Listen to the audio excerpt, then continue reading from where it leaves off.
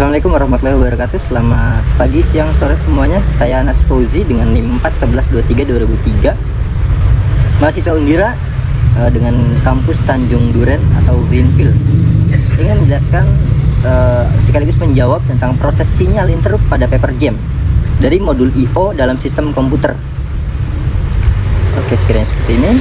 Dari studi kasus pada gambar di bawah ini, struktur modul I/O menunjukkan struktur modul yang terdiri dari satu, data register, yang kedua ada kontrol atau status atau kontrol register, yang ketiga ada I/O logic, yang keempat ada external device interface logic. Modul ini pada gambar ini menghubungkan CPU dengan perangkat eksternal melalui jalur data, alamat, dan kontrol. Selanjutnya ada proses interrupt akibat paper jam. Yang pertama ada paper jam terdeteksi, yaitu perangkat eksternal atau printer mendeteksi paper jam. Yang kedua ada pengiriman sinyal status, yaitu external device interface logic mengirimkan sinyal status ke status atau control register. Yang ketiga ada pemberian sinyal interrupt, yaitu modul I/O logic menghasilkan sinyal interrupt kepada CPU. Yang keempat ada CPU penerima interrupt, yaitu CPU masuk ke interrupt service atau routine atau ISR untuk menangani error. Yang kelima ada respons CPU ke perangkat eksternal, yaitu CPU memutuskan langkah penanganan dan melanjutkan proses setelah paper jam diatasi. Jalur yang terlibat dalam interrupt yaitu jalur status untuk mengirimkan informasi paper jam ke status atau control register, dan ada jalur kontrol digunakan untuk interrupt handling antara CPU dan modul I/O. Selanjutnya ada jalur data yang digunakan untuk melanjutkan proses setelah masalah selesai. Setelah semua jalur ini bekerja secara terintegrasi untuk menangani error paper jam. Selanjutnya, mengapa sih piranti tidak langsung dihubungkan ke bus komputer?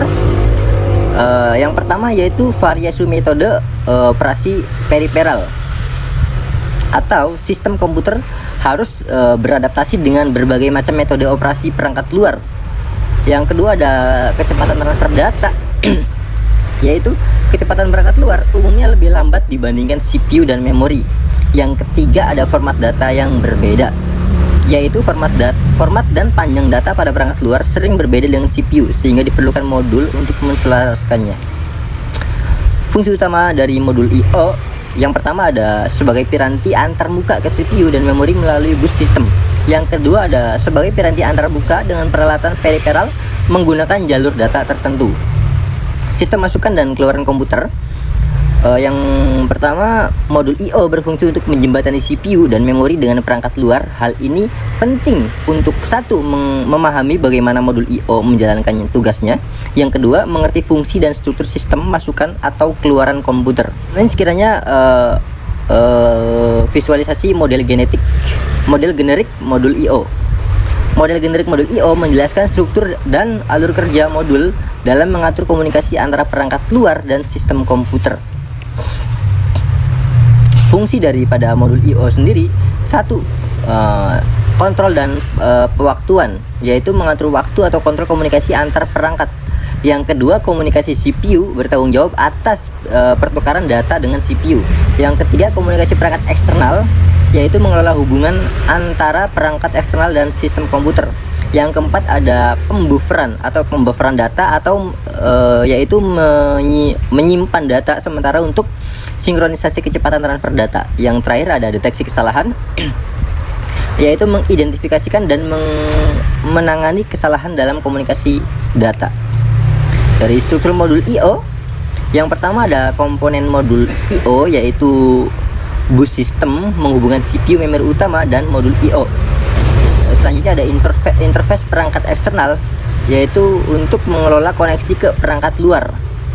Selanjutnya ada buffer data untuk menyesuaikan perbedaan kecepatan transfer data. Yang kedua ada operasi dasar modul I/O, yaitu mengelola transfer data, mensinkronisasi, dan interupsi. Yang ketiga jenis modul I/O. Ada I/O terprogram, yaitu CPU mengontrol seluruh proses I/O. Selanjutnya ada I/O berbasis interupsi, berguna untuk modul I/O memberi sinyal CPU saat tugas selesai. Dan atau DMA, ada DMA atau Direct Memory Access berguna untuk modul I/O mentransfer data langsung ke memori tanpa intervensi CPU. Selanjutnya ada protokol dan standar I/O. Yang pertama, protokol komunikasi, yaitu protokol menentukan cara data transfer antara perangkat. Yang kedua, standar I/O. Contoh standar adalah USB atau SATA atau PCIe. Yang ketiga ada kelebihan standar. Dua kelebihan standar. Yang pertama ada kompatibilitas perangkat, yang kedua ada performa yang lebih baik.